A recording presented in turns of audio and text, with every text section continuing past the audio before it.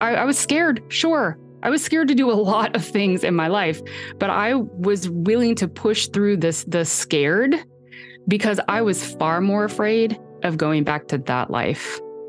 Like, no, that will always be a flaming house of fire behind me, and it will always propel me to continue running.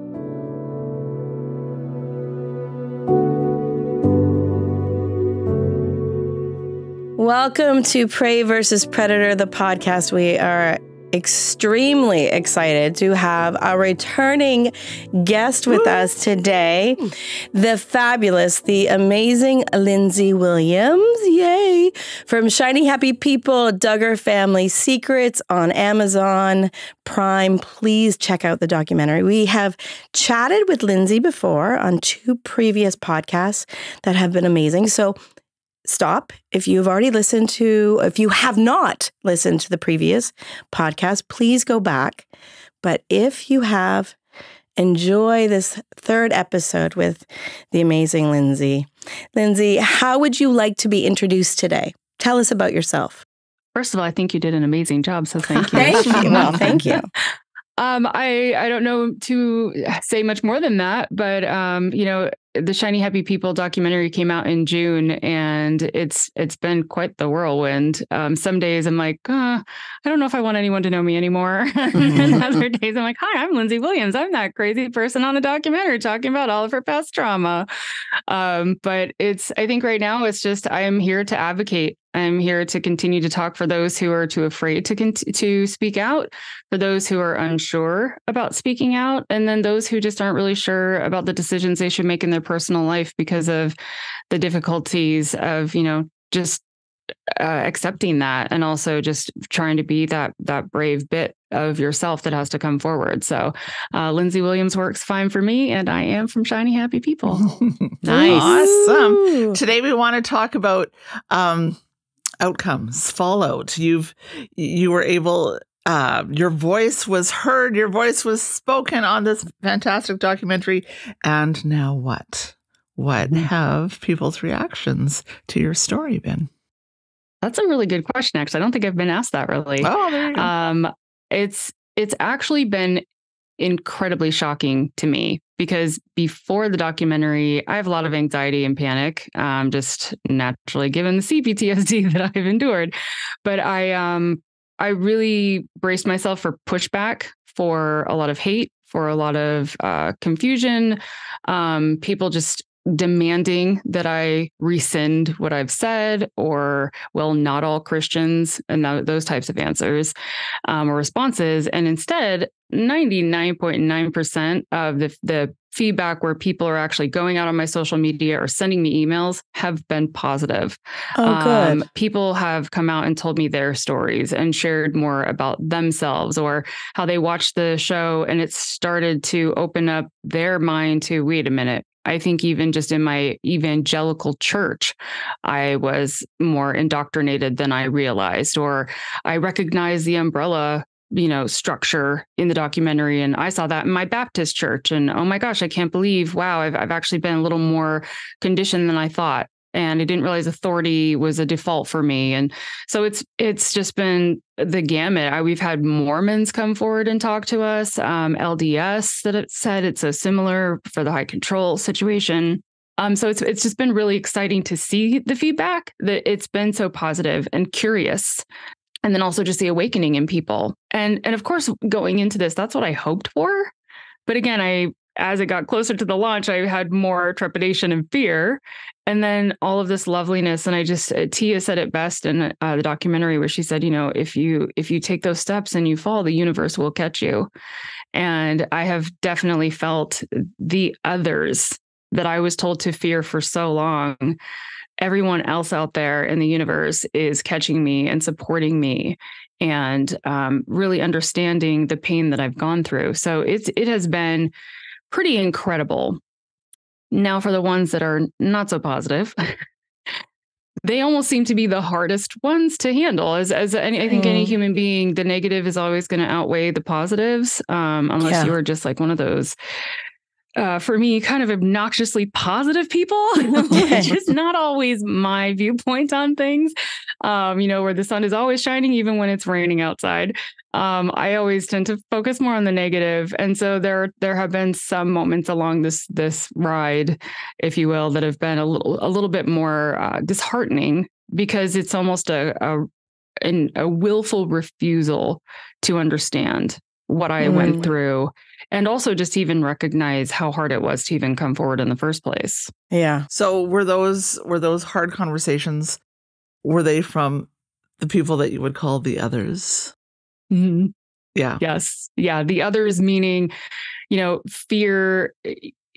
The positive conversations came from the others in that they were so just the world, even people that aren't Christians were the ones that would come forward and say, oh my gosh, you're so brave and you escaped this and hooray for you. It was actually within the system or within family system that it didn't go so positively. And that's even, especially more so, I think, with families where it got more heartbreaking. Why are you refusing to believe what I'm saying? Yeah. Well, which brings up a brilliant question. Why do you think what's your take on it? Why are they refusing to hear somebody who is speaking from their heart? So you're speaking, you're telling your truth, and you're saying that there's people that are saying, we don't believe you, or what are they saying to you? And then what's your take on that? Like, where are they coming from? I feel first the resistance and maybe the more accusatory tones are coming from a basis of fear of their own foundation crumbling, that they don't want to see what they probably actually do understand on a deeper level. There is a part of them that I think if they accept that this happens, then they therefore have to accept that Bill Gothard is bad. They also have to accept that the teaching led to these types of abuses. And though the argument can be not all, right? Not all Christians are bad, but this guy was, and his beliefs hurt a lot of people. So if that is true, you now have to question what you still believe about the teachings that he put out there. And then that starts to crumble a lot of other things, because you're forced to truly look at it in a more raw state and give up your blind belief. Now you have to accept that you have blind faith. So then the ownership and the responsibility really falls in your lap now as an awoke adult. And I don't really like using the word woke. It gets so sarcastically used at this point, or thrown back in our faces. But you need to awaken your senses again, because you've fallen asleep in the blindness of your trust and faith in other people. Well, and to me, I would think that they now have the opportunity to take responsibility for themselves and their actions, and that can be quite uncomfortable. Well, or you can be wrong. You can be wrong. So, I mean, if you're weighing those choices, one is a choice to look at your entire foundation of life, your belief system, your value system, everything you have believed in, or victim blame. Yes. Yeah. Point the fingers. Like it's a weighted issue. It makes me think of like a cult situation where, the Martians are going to come, or the end of the earth is going to come, and then it doesn't come. And some people, they wake up and they leave. And then there are other people who just double down. We got the date wrong. It's in 2 years. Mm-hmm. Right. The backpedaling. Yeah. The tail spinning, wait, but what? I'm sorry, we need to recalibrate this. We must have gotten one of our calculations wrong, although we're still not wrong about the end result. And you're just like, you guys, stop. You've been trying to do, the end times for how many centuries? So I imagine it's for so many people, it is so much easier to just look at you. Blame you. Or, and others like you. Who can't possibly be right, because it would just cost me too much to give up. So it has to be you. Yes. But that puts the victim in this impossible situation. Have you experienced that? Yes. It's also putting you, if you are going to be defensive about this and you're going to sit in defense, you're showing me your denial. Yeah. You are denying the truth because your defensiveness, your staying secure in yourself is far more important than the wrong that's happening to other people. And I don't understand that. I did a TikTok video recently where I asked, like, I know it's probably a strange way to ask it, but I'm like, as a Christian, are you more interested in being persecuted or in understanding victims? Because I feel like when you're in the defense and denial phase of something, now you're being persecuted. Somebody's coming for your belief. But if you care for other people and what they're going through, you don't need to worry about being persecuted, or maybe that's what you're worried about, other people judging you, because that's really what that is. It's not persecution for your faith. People are judging you because you're siding with someone who was harmed, and therefore you are now pushing against the bigger system, which will try to attack you in the process. So will you also be brave enough to stand with people that are trying to call out what the wrongdoings are? I just think it's interesting because you're saying they have a choice. They can either be the victim or what's the other choice? So they are the victim, or they see the victim. They see the victim for what has been done to them. And I think it's a choice between acting like Jesus, which would be going towards the victim and trying to bring healing, or being the greater victim, which seems like a power move in this culture, especially in this, evangelical culture, whatever you want to call it, fundamentalism. It's like there is power in being the victim. And you see that in political structures. It's like, oh, poor me, poor me. Like the most powerful person on earth, as the president of the United States was saying, that they were the biggest victim in the world because it was a power move. And then you can choose to be like Jesus, which would be to bring healing. And I'm not even speaking as someone who's like, oh, I'm going to preach to somebody. I'm just saying, isn't that who Jesus was? And it just strikes me as such weird irony and weird choice for people who say they are in a committed relationship with Jesus. I'm like, but you're not acting like that. You're not going towards the person who has been victimized. I agree. There's a lot of flip going on too in America right now, where a lot of these evangelical Christians are now sort of like coming for Jesus because he was considered too woke. I am not kidding. This is happening in our churches. That makes no sense. He is too woke. And I'm like, okay, so then is there any bit of the Bible that actually we give a flip about following anymore? Because I'm really lost at this point, and I'm really glad I'm not into religion anymore, because you guys are off on some like far rabbit trail that I really don't want to be a part of anymore. Oh, it's exhausting. They're going to make Jesus great again. He's going to have a comeback. When he comes down and brings us all back up, Yeah, exactly. It's just, it is interesting to me. And I hear you, because as a person who was raised in that tradition too, and has deconstructed, dare I say the word, you just kind of deconstruct this kind of narrative that you've been raised in. So even for me and a family, that I will bring up stories to my mother in my life, who's still very much committed to that tradition. And I think they're hysterical. Like just the stuff that we had to do as children or as young, like just waving palm branches, walking down the middle of a street. That is funny. I'm sorry, but it is. So normal. Yes, it's so normal. But you tell these stories because it is quite funny, but she hates hearing about it because I think she feels such guilt about it. And she's like, don't talk like that. And I'm, so it's a weird thing, because for me, I want to redeem, use that word, but you want to value what you went through for a purpose. But some things are just shitty. And there is no valuing them or redeeming them, using another religious term. And so anyways, that's where I'm at too. It's like so for me, the way I value it or redeem it is to create to tell funny stories and to tell people that they're not alone, and that's for me. But that isn't for everybody. And I think it scares them, and they feel judged. And I'm not saying that how she feels is good, nor in your family situation either. I think I'm just processing in myself.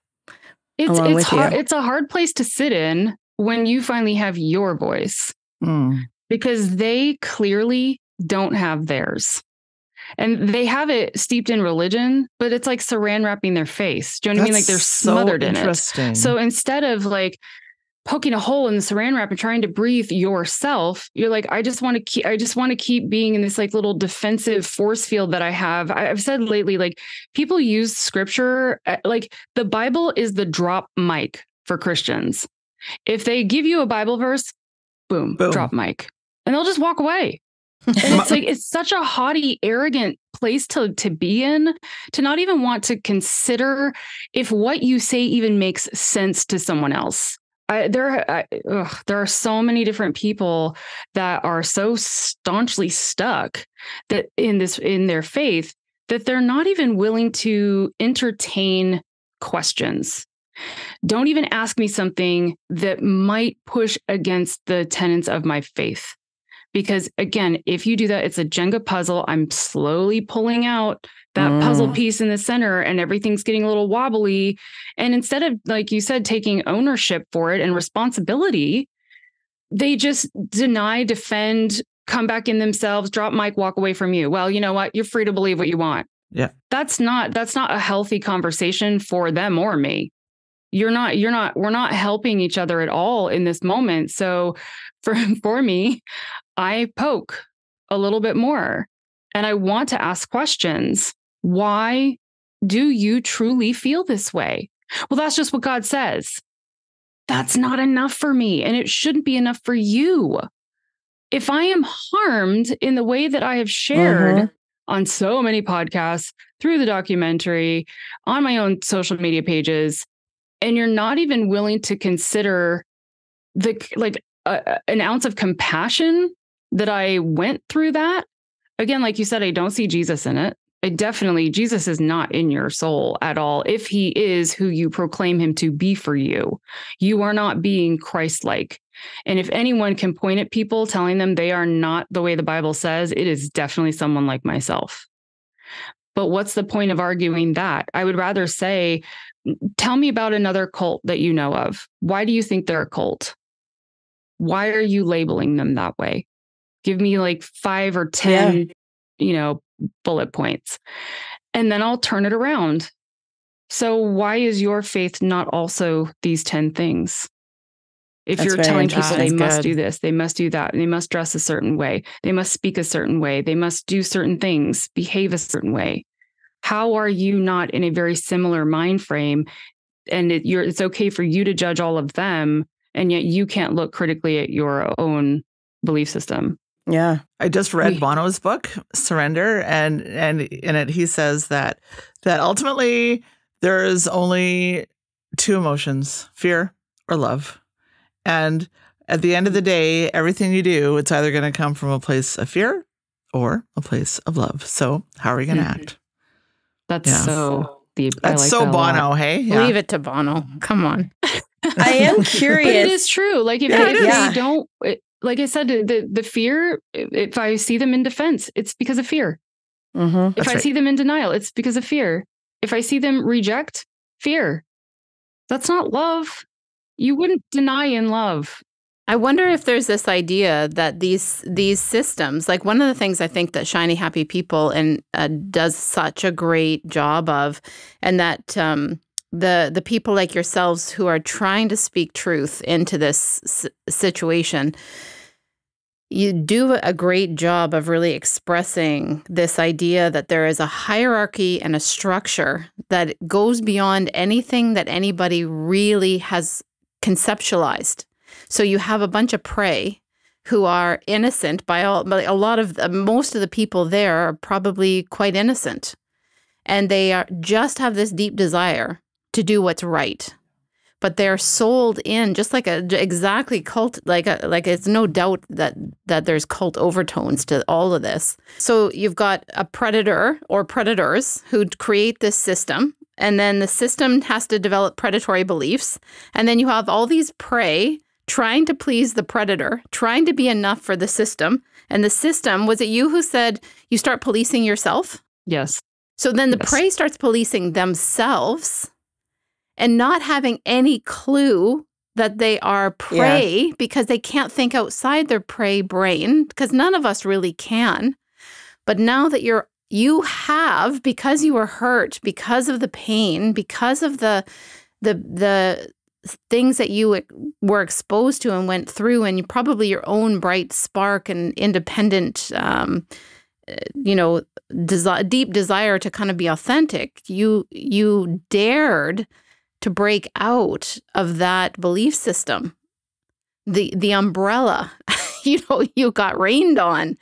And there's probably that idea of love or fear. Mm-hmm. There's probably this deep terror. Like you went outside of that. You are thinking differently. Something bad is going to happen. I have to reject you. Because if I don't reject you, then there's not, I don't even know if there's a way sometimes for people to realize they're in the system that they're in. Do you? I agree. No, I agree. I don't know how to best articulate this right now, but I do feel that there is like a claw in the mind where it gets so rooted down into people's psyches. And even as you were saying, like when you get to the point where you're self-policing because you've been taught to like stay within certain parameters, you almost become also your own predator in your own head. Yes. Yeah. So you're predatory, you have mental predatory processes that you actually will submit to. Yes. So your inner voice is constantly pushing against you or pushing you down. And then if you're someone like myself, where I'm just like, I'm just inflamed by it, like, no, let me set this up. And can't really answer why, but then the higher voice in your head says, well, it's because you're too willful. It's because you're too much of something. And I didn't put that there. I wasn't born with that thought. That thought was indoctrinated and planted into me through the seeds of my upbringing, from my Bible schools into my homeschooling, into Bill Gothard and the church and pastors, et cetera, et cetera. So that's the predatory system. If it's allowed to just continue, how do you untangle all of that? I mean, it was Ginger Duggar in her book that said that she wanted to detangle her faith instead of deconstruct it. And quite frankly, I think it starts with detangling to try to figure out what is you and what is that? What is the faith? What is your belief system? And then what is really you? And what are your authentic beliefs at the end of the day? If you strip the Bible out of yourself, which I know, shocking for you Christians, hold your seat. But if you remove the Bible from you for a moment and you ask yourself, do I love others? Can I only love others through Jesus? Can I not love them myself? Am I not capable? Are you not strong enough in who you are as a human on this planet that you can't love someone unless it is through Jesus? And if your lens is a Jesus lens, there's also going to be problems there because that book has not evolved in eons. So it doesn't add a lot of the nuances that are in our world now. And so you're, again, fully incapable of being able to actually consider truths because you're only comfortable if it goes through a lens of Christ. And I'm also not telling people you can't believe in Jesus and you can't be a Christian. Go be a Christian, but actually be an authentic one and challenge the Bible and challenge people like Bill Gothard or challenge your mother, challenge your father if they're saying things that do not align. There was sorry, I might rabbit trail for a second, but there was a guy on TikTok the other night that was talking about purity culture. And he had a photo up or an illustration up of a woman who was like in like a really skimpy tank top and little undies. And then next to that, he had a woman dressed like the 1950s. In the illustration, she had a Bible. Or actually, the Bible was like on that photo, but not on the other one. Because, you know, if you're in your underwear, clearly you are not of the Bible. Yes. And he just kept coming at people, you know, berating them, you know, like women these days, you know, they have their chests out everywhere, all over TikTok, and men are failing, and it is defrauding men, and they can't, you know, how are we supposed to get through this world? And I'm just like, first of all, this is very one-sided and insanely sexist. Men can walk around with their shirts off, and I don't see an illustration up here of a man in a shirt and a suit and then a dude with no shirt on. So you're only coming for women. That's your first problem. Your second problem, you're dictating everybody else's morality because you demand that they believe exactly like you. Yeah. That is not, even in a family unit, you are incredibly naive if you think that all of your children will believe exactly what you believe for the rest of your life if you are their parent. If you've parented them correctly, in my opinion, they will flourish and become who they need to be and who they want to be. And they may choose a different branch of your religion. They might want to be a Lutheran. They might want to be a Pentecostal and not your IFB. You're going to have to get used to that and comfortable with the fact that everyone else has the right to make their own choices. And who are you to judge that? Christians do not like it when everybody else comes at them for their beliefs. Again, they take on the victim, but it's really, I want to say victim, but I don't really think that suits them. I think they enjoy being persecuted. So it's not, I'm an actual victim of a crime, of something that bad has actually happened to me. They cry, you know, like they cry wolf, that they're being persecuted for righteousness' sake, for it is like the glory of God. Well, but isn't that one of the predatory techniques that Gothard used? Like when you were hurting and you were scared and you were uncomfortable and you were, you know, when a predator hurt you, it was to help you become more holy. It's all predatory. It's all based on this predatory understanding and what's sold to you as prey. Predators may, prey may not. And if there are predators in the church, if there are predators in the ministry, if there's a predator in your own home, well, God is meaning that for a greater good for you. Not that them. Is insane. Not for them. Not for them. That's the irony. Disgusting. That is disgusting. That is the conversation and the belief he wants to and has promoted. He would send people right back into their abusive home life situations and tell the victim, because that's an actual victim right now, that they needed to continue to cry out to God and have their purest faith as possible, because God could use that victim as a way to turn the heart of the predator.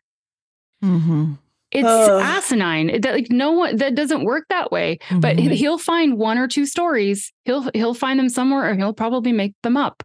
And he will say, "Oh, this young lady in Vermont, she went back to her father who was, you know, slapping her, and you know, she just kept praying, and whenever she would get slapped, she would just thank the Lord that this was another opportunity to shine for him." Dude, it's so disgusting and so wrong.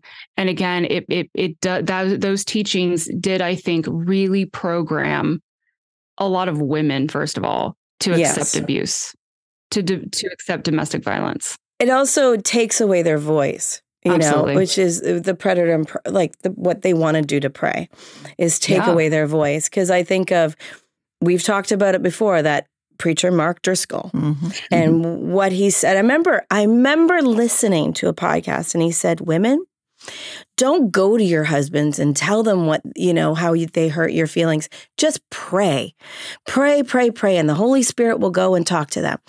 And I remember hearing that. Didn't he say pray and give them oral sex? Well, that was another conversation. That was another. I'm kidding. Give them not kidding. He had a whole book about giving them oral sex in order to convert. Anyways, but I remember thinking that was for conversion. It was for conversion. Sorry, that's not at all funny. So, and I remember thinking this and using that technique for somebody who was difficult in my life. And then in hindsight, kind of going back, going, why was I pissed off at that? I'm like, because it took away from me. It said men just don't want to hear from you. They don't want to hear your voice. You know what? It's irritating. It's bothersome. It's, shut up and just go to God and he will take care of it. And if he doesn't, maybe that's good for you. And it's just, it pisses me off to no end as well, because the prey deserve to have a voice. It diffuses, it diffuses your ability to call out the wrong. And if they don't, if you're just crying out to God, who else is hearing it? If you're going, you know what I mean? Like if you're praying, then you're not talking to anybody else. You're not going to the police. You're not going to your friends. You're not going to the head of the church. I mean, right. Like God gave us a brain. I just literally defaulted to all of the spiritual authorities. That just makes me sick that I did that. But, you can't even go to a friend, or you wouldn't think to even call the victim hotline, the domestic violence hotline, and be like, hey, this is happening to me.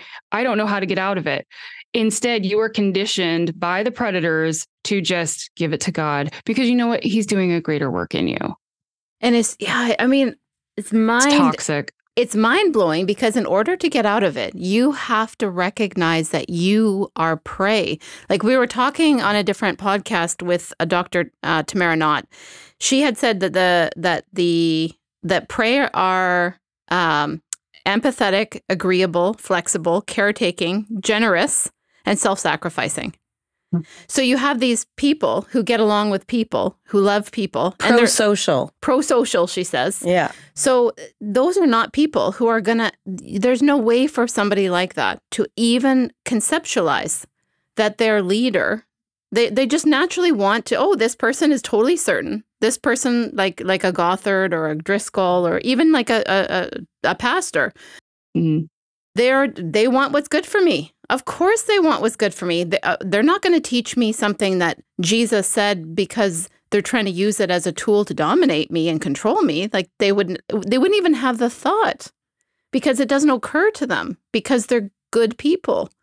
But then there's this hierarchy of predatory behavior, like setting up predatory systems to have these people as their minions. And then you start with them self-policing, and then policing victims who actually are getting out. And you've got this recipe for disaster. You've got everybody drinking Kool-Aid. You see the flow chart. Yeah. Yes. I just see the flow chart. Yeah. And it really starts with that simplistic trust and not questioning. Yeah. And I really put exercise. That to me is like, that's where it starts. When you decide that you are going to trust something explicitly and then blindly. I trust Bill Gothard. I'm going to trust him with my kids. I'm going to trust them with my children's futures. I'm going to trust every program he has, and anything that my kids might ever say or anyone else might say about Bill. Well, again, he follows God, so I'm not going to question it. You've made that decision for yourself, but maybe and I think that's why in people that start asking the questions or start to air the laundry of the dirty things that are happening, like it pushes against and it forces them to make a choice. Will I continue to blindly trust, or will I do the hard work and start asking the questions that are probably in their gut? They know. Yes. That's why they're in defense. They know that there's something there.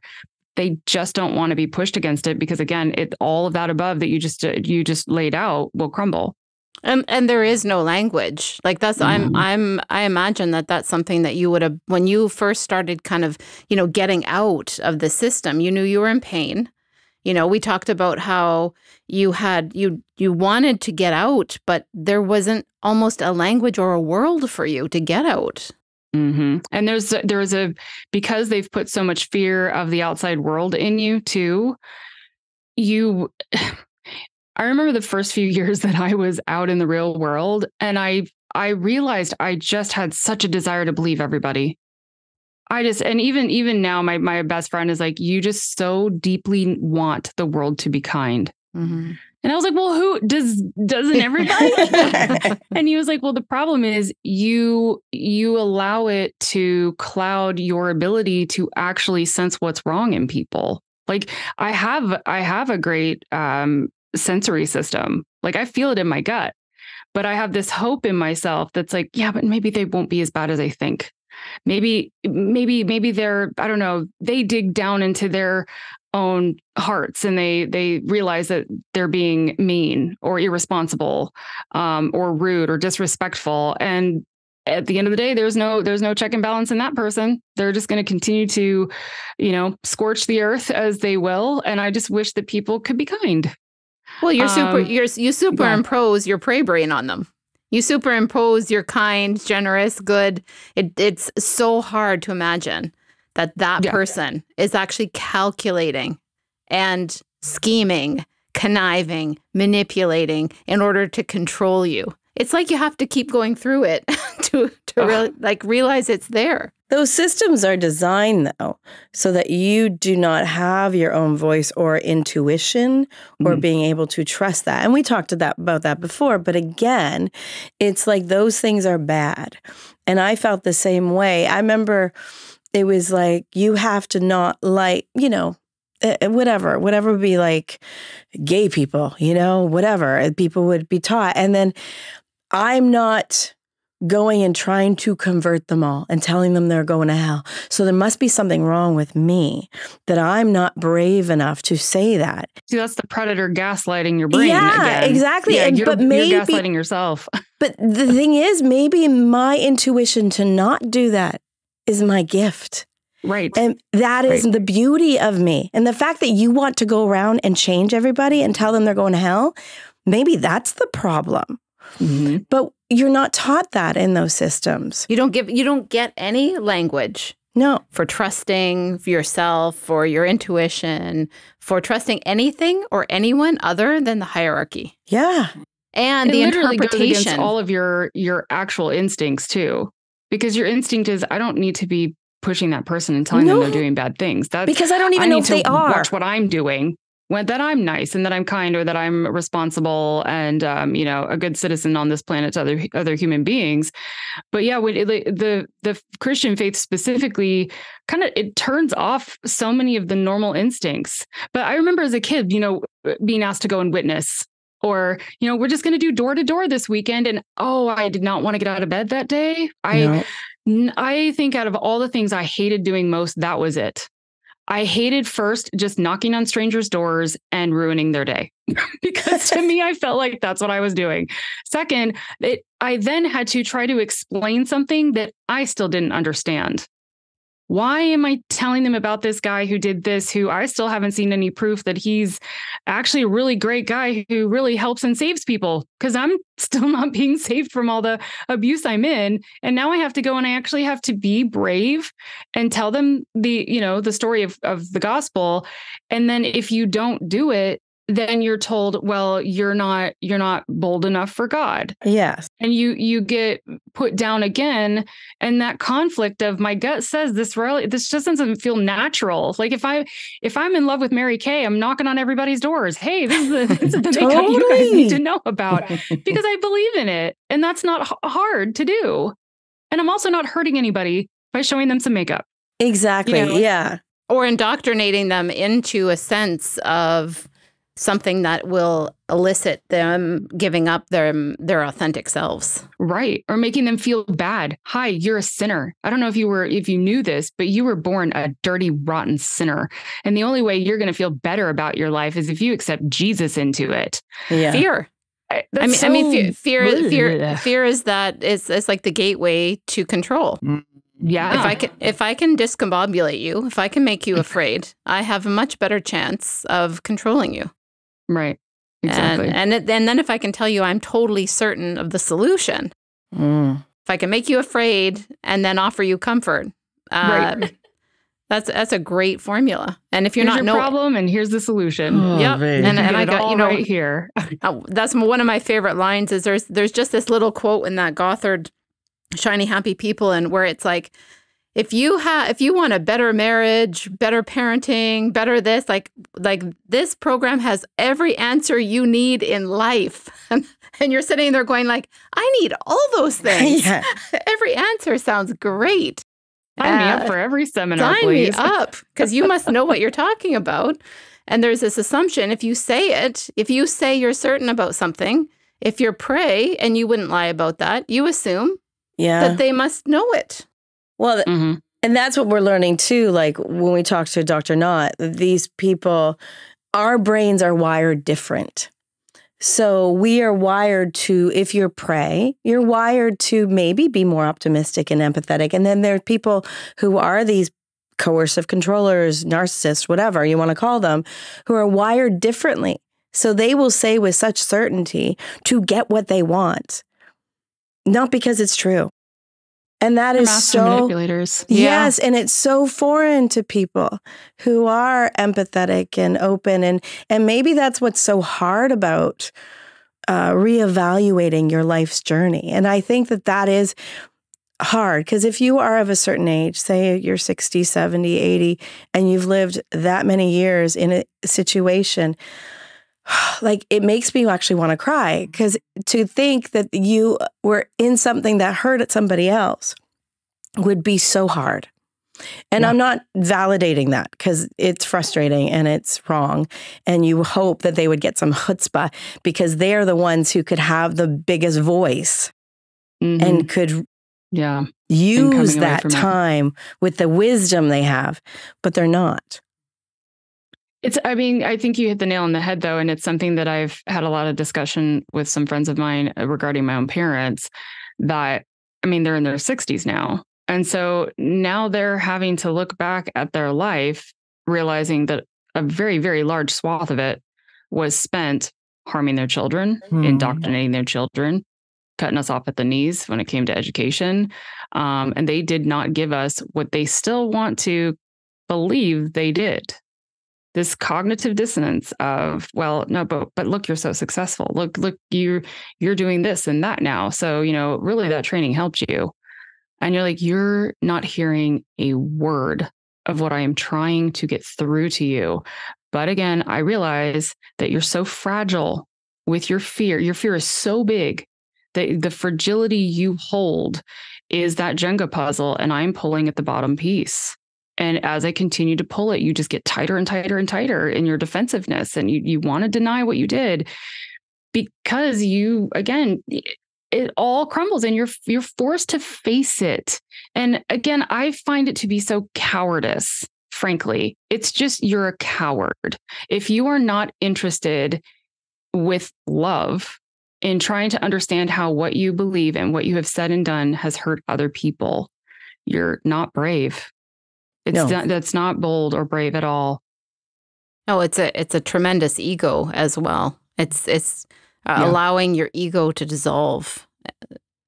Yeah, they choose themselves. They choose themselves with their belief over everything else. And they can tell me, if they ever do, they can tell me till the cows come home they love me. And I'm like, no, actually you don't.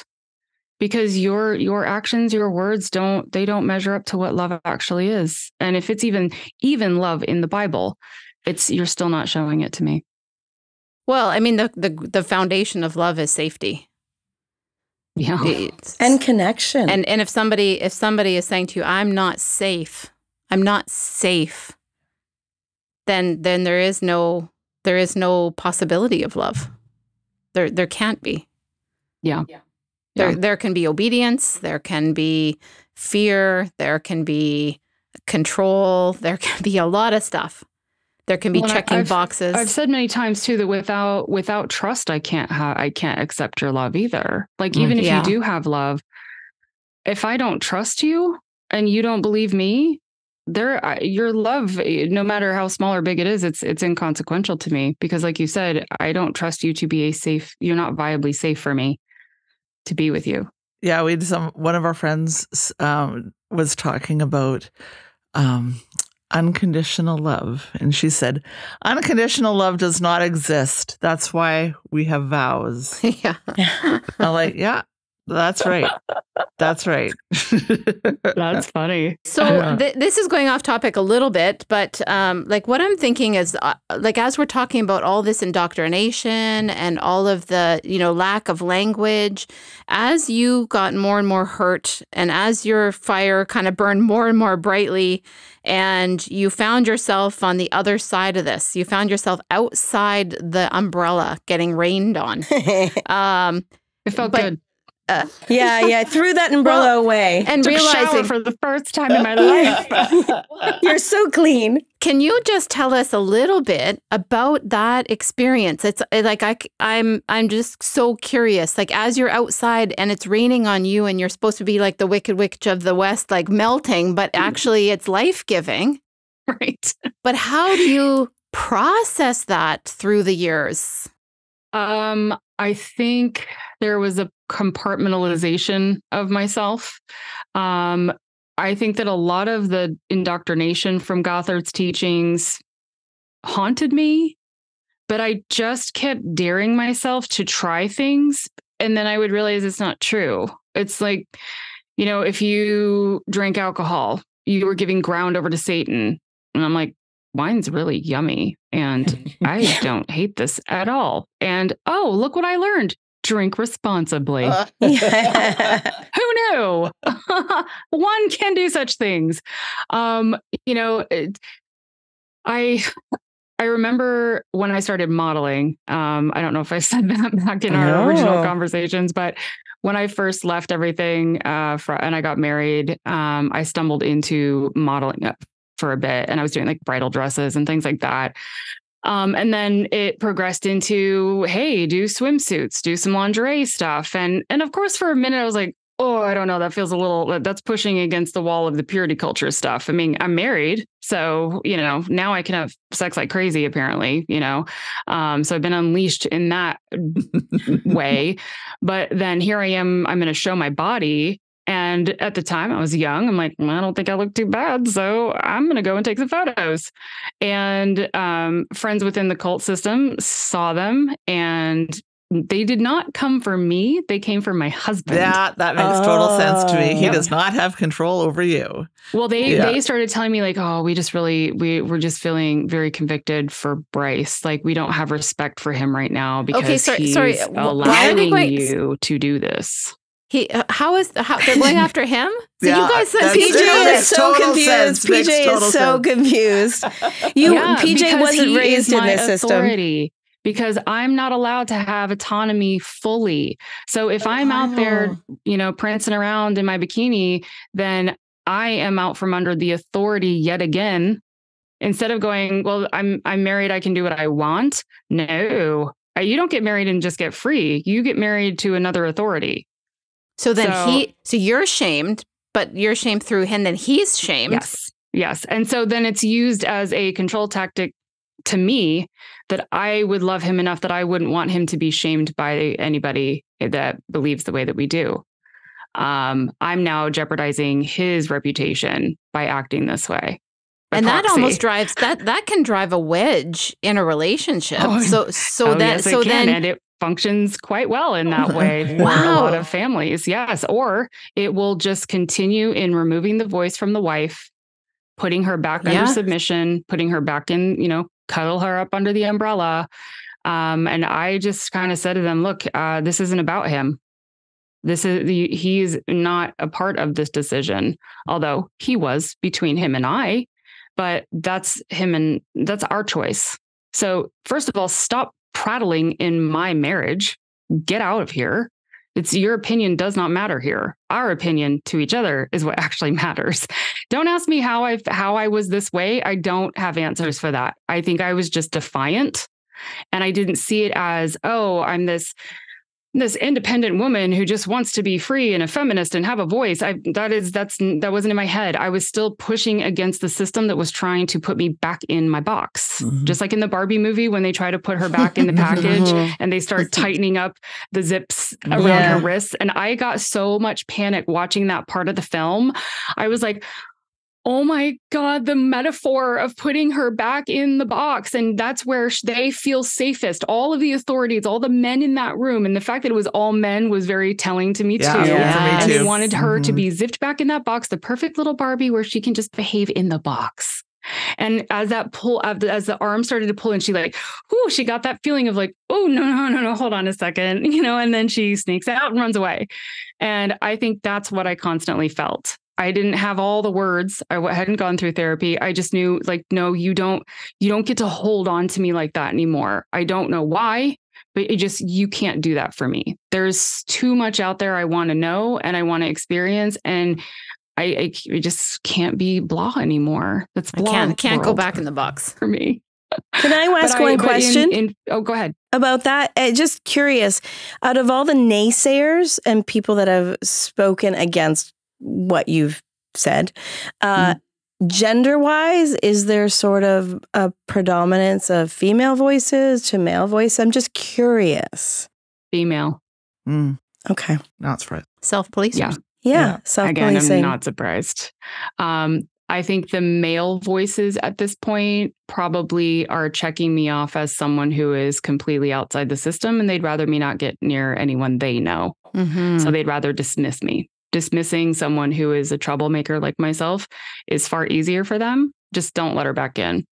Women will try to control me back under the authority because, again, they have so much fear. And hey, if they don't get to have the experiences in a fun life, then why should you? Yeah, I swear that's a part of it. I think a lot of my fundy friends who I don't have in my life anymore, obviously, but back in the very early days, I think they were shocked. But then I think there was a lot of jealousy. I was scared. Sure. I was scared to do a lot of things in my life, but I was willing to push through the scared because I was far more afraid of going back to that life. Like, no, amen. That will always be a flaming house of fire behind me, and it will always propel me to continue running.